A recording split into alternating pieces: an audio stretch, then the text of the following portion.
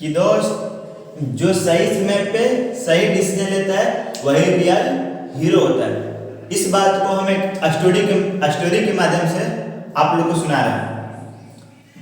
दोस्त, एक बार की बात है कि 3 बहन होती है और तीनों बहन बिगड़ल होती है, यानी नटखट बदमाश। जो छोटी वाली है ना, वो दोनों बड़ी वाले से भी ज़्यादा बदमाश होती है।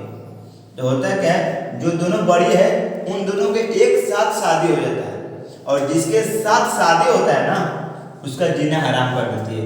उसी से खाना बनवाना, उसी से कपड़ा धुलवाना और उसी से पैर भी दबवाना। तो वो लोग का जिंदगी बेकार हो चुका था। तो वो दोनों ने क्या प्लान बनाया कि भाई हम लोग का तो जिंदगी बर्बाद हो गया, लेकिन हम अब तीसरा का जिंदगी बर्बाद नहीं होने देंगे। जो छोटी वाली है ना, जिससे शादी लेगा उसका शादी कटवा देंगे। जो छोटी वाली है इन दोनों से भी ज़्यादा बदमाश है, हम उसका शादी नहीं होने देंगे।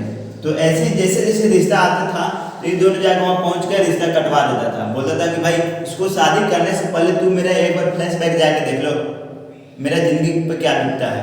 कुछ लोग आते थे, देखते थे, तो होता क्या था, लोग इनकार कर देते थे कि हम शादी नहीं करेंगे। लेकिन एक ऐसा लड़का था, बोला कि नहीं मैं इसे शादी कर लूँगा।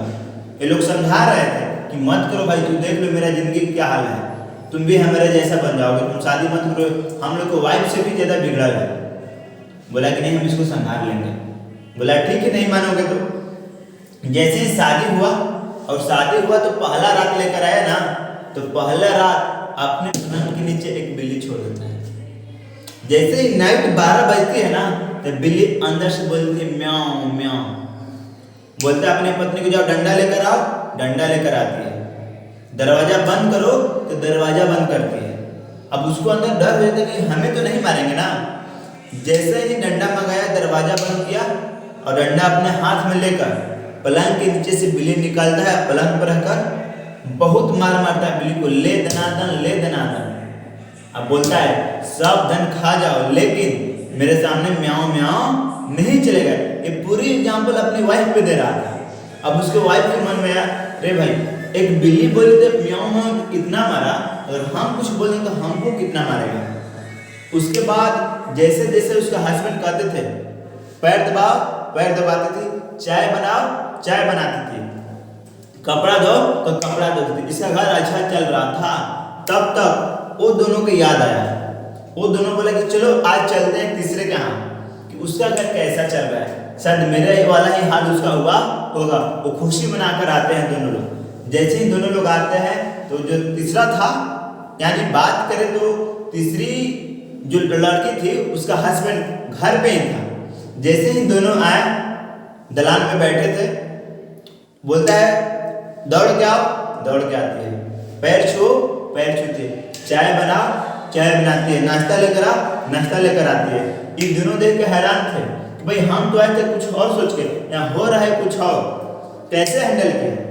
वो तीसरे से पूछा कि भाई तुम इसको हैंडल कैसे किया, हम तो सोच रहे थे तुम्हारा जो हाल है हम लोग से भी खराब होता, लेकिन तुम इसको तो सोल्यूशन करके अच्छा बना दिया। तो बताता है कि भाई मैंने एक बिल्ली मारी। बोला कैसे, तो अपना पूरी कहानी बताया कि मैंने बिल्ली पलंग के नीचे छोड़ दिया था, रात 12 बजे डंडा से बहुत मार मारा उस बिल्ली को। तो बोला दोनों भाई हमें भी बिल्ली चाहिए, हम भी बिल्ली मारेंगे। बोला ठीक है।